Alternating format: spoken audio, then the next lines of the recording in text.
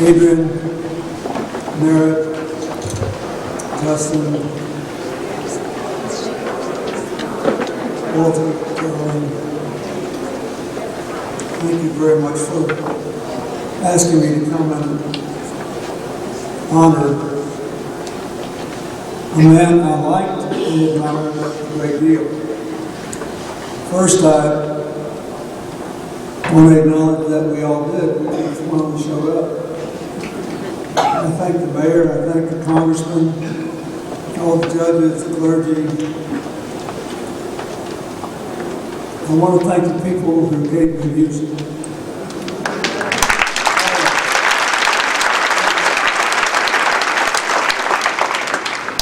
I want to say that, Mr. Ward, I spent a lifetime listening to all the songs that was played. But never in my life did I expect to hear how great there are to battle in the Republic.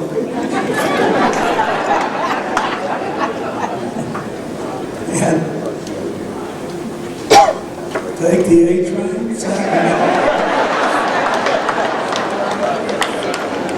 and then we end with We Shall Overcome. I just want to say, let's shut this thing down. The D'Army would have loved this. And I was trying to think of what little I could add. I want to say what I think the meaning of his life was to America and to all the young people who were here and who will read about this and who will walk through the doors of the Civil Rights Museum who never knew him or didn't know anybody who knew him. Yes, he was a very smart man. Yes, he was infectious in his adventurous spirit, his imagination. Yes, he was an attractive man, and he had a big heart. But there were lots of all those. He was a good judge, and he was a good politician. We still come from a part of the country where you've got to be a good politician to get elected judge.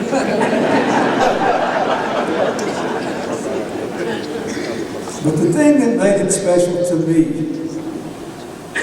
because after all I knew about him before I became president, and I came over here as governor of Arkansas for the dedication of the Civil Rights Museum. The thing I found interesting about him was he was comfortable with different kinds of people. But he lived and died a movement lawyer, a movement politician. And you heard his colleague on the bench said he moved the cases. He was always moving us outside our comfort zone and his. Nobody wants to say it, but it's not embarrassing. It's the Army. Along the movement trail, he got booted out of Southern University. And HBCU, no doubt. Because he was in the movement. Right? And then, he winds up at Clark and Worcester, a place I know well, because there were kids paying attention to what was going on in the South who had no direct connection to the movement, who went out and demanded that their school raise money and put those kids that got kicked out of school for being in the movement in their school.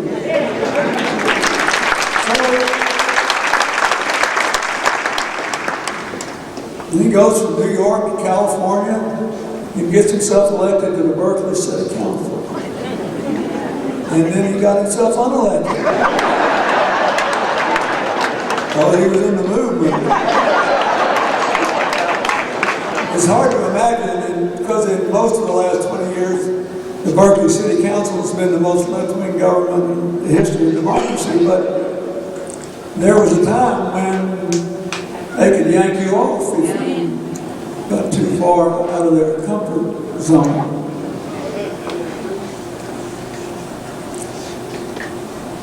But that was part of who he was.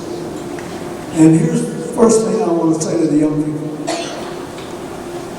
You need to be moving.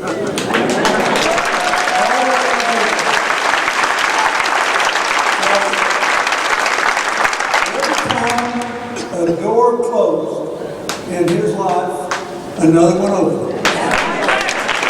Well, just a couple of days ago, we got to go through the grandest door of all. And I think it's worth remembering.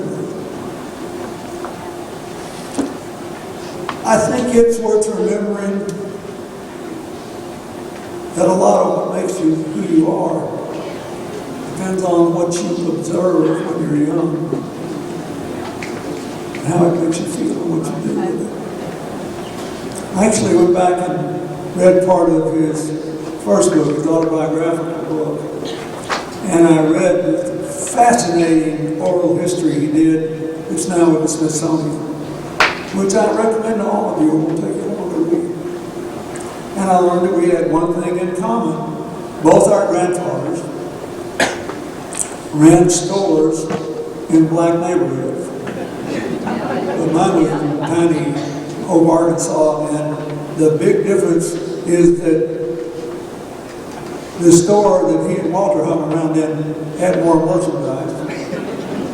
And they had two big plastic containers of Jackson's cookies, the best cookies ever made.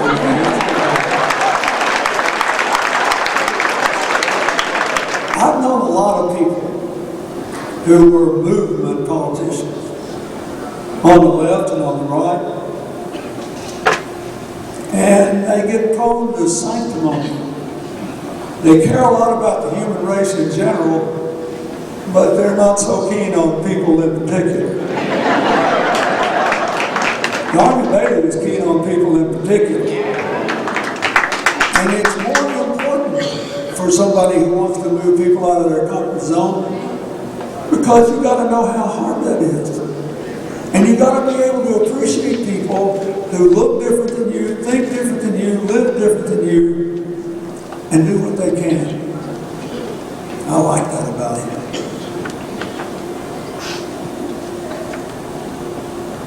I think that he would have been very proud of that great-great-granddaughter of Jefferson Davis, who, as a Republican member of the South Carolina legislature, said in 4 minutes why they had to be living in the federal flag and did a better job than people would talk for hours. He was a movement politician, and y'all going to start from where you are. And he cared about people, and I hope all the young people will too. The third thing I want to say is he left a monument that will have to be moved. Not physically, but internally. You can't imagine, if you're not of a certain age, what that Civil Rights Museum means to those of us who were young when Martin Luther King was killed in Memphis. I had not been before I went to Mason Temple to be in the pulpit where he gave his last sermon. And I thought his account of how he had to bid to get the Lorraine Motel to save him against the mortgage holder. And it was obvious the guy was trying to hold him up so he could recover the mortgage, because the building went bankrupt and it was put into bankruptcy, and so there had to be a bidding process.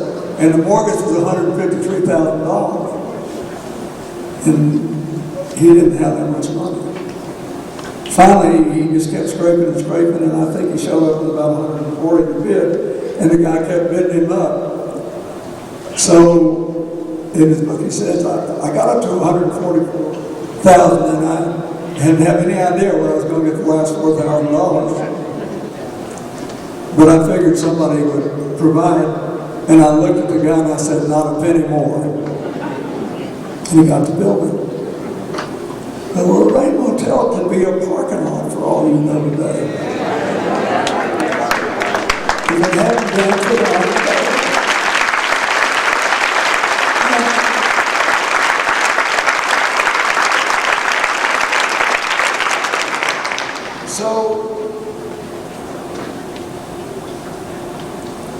Now, I'll never forget all the times when I was there in 91, then the people at the museum were good enough to put up a memorial to the Little Rock Central High School crisis and the ultimate integration, and a statue to Daisy Bates, who was a great friend of mine. There are two men in this audience here, my former Secretary of Transportation, Rodney Slater, and Carol Willis, who was with me every day I was governor, and they came over here with me when I came. Then in 1999, I came back for a third time with Jesse Jackson, because we were on a tour of America trying to pass a bill called the New Markets Bill to give people with money more tax incentives to put it to people who didn't have it than those who did. Seemed like a pretty good idea to me, and it worked pretty well. To get people to invest their money in areas of high poverty or high unemployment and give them tax incentives to do so. And then we went out and ate barbecue. Too much. After we did it, and we had to spend the night here, so I said, Jesse, let's go over to the Lorraine Motel. Let's see if they'll let us see it. I want to see the museum, I want to see it. And you know, I say that because for people of a certain age, the power of it will never die. But for young people, we will have to listen to D'Army Bailey. We'll have to keep reinventing it, refining the message. What do you want to say about what happened to Reverend Peckney and the people at Emmanuel A&E in Charleston? What do you want to say about what I believe is President Obama's greatest speech there? What do you want to say about the power of the families of the victims to forgive that deeply troubled young man? What does it mean for tomorrow?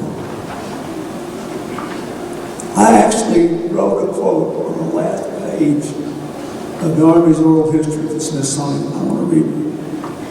Institutions, including the National Civil Rights Museum, institutions are only useful to the extent you can use them to make change.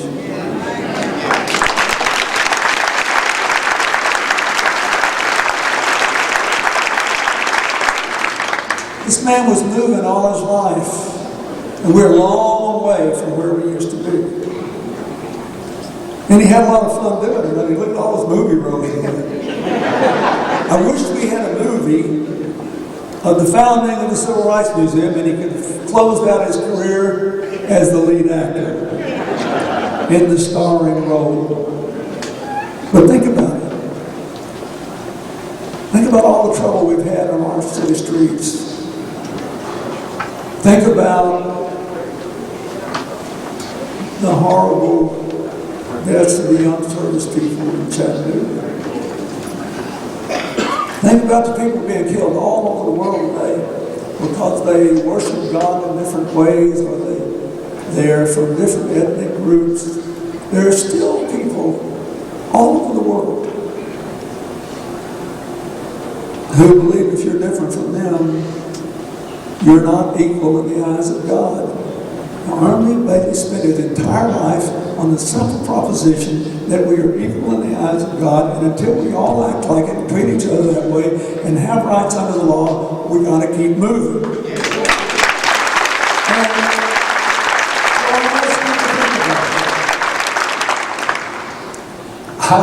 I love being around the guy. I remember every conversation. I remember every moment I was there. But the thing that struck me, and especially when I went back and read about his youth, about which I did not know as much, is that, number one, here is a guy with passionate conviction who actually likes people.